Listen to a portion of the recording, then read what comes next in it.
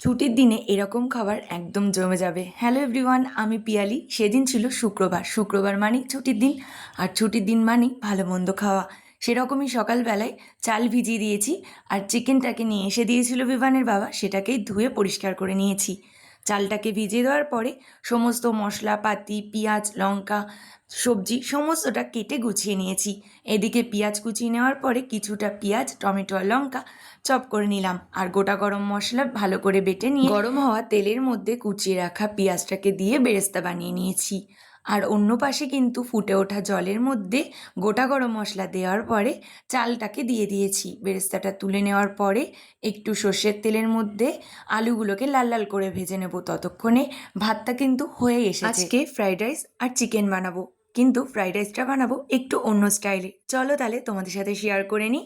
তেলের মধ্যে কাজু কিশমিশ দেওয়ার পরে দিয়ে দিলাম সবজিগুলোকে, ভালো করে ততক্ষণ ভাজা হতে লাগুক।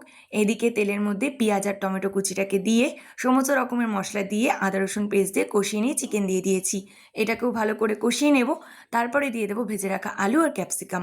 ভালো করে কষতে লাগুক আর ঢাকা দিয়ে দিই। ততক্ষণে কিন্তু আমার ভাজাটা ওইদিকে হয়ে এসেছে। আর ভাতটা তো আগেই হয়ে গেছিলো। এবার এই গরম ভাতের মধ্যে সবজিটাকে দিয়ে দেবো একটু চিনি, সয়া সস, কেওড়া জল, মিঠা আতর, আর উপর থেকে একটু ঘি দিয়ে দেব। আর ভেজে রাখা বেরেস্তাটা দিয়ে এবার ঢাকা দিয়ে দেব। যখন খাবারটা পরিবেশন করব তার আগে একটু মিক্সড করে নিলে হয়ে গেল। ধনেপাতা কুচিয়ে নিচ্ছি চিকেনটাকে নামানোর আগে, গরম মশলা গুঁড়ো আর ধনেপাতা দিয়ে নামিয়ে নেব। চলো তাহলে এবার পরিবেশন করা যায়। একবার এরকমভাবে ফ্রাইড রাইস বানিয়ে পরিবেশন করো, আশা করি বাড়ির সবাই খুব খুশি হবে। আজ তবে আসি।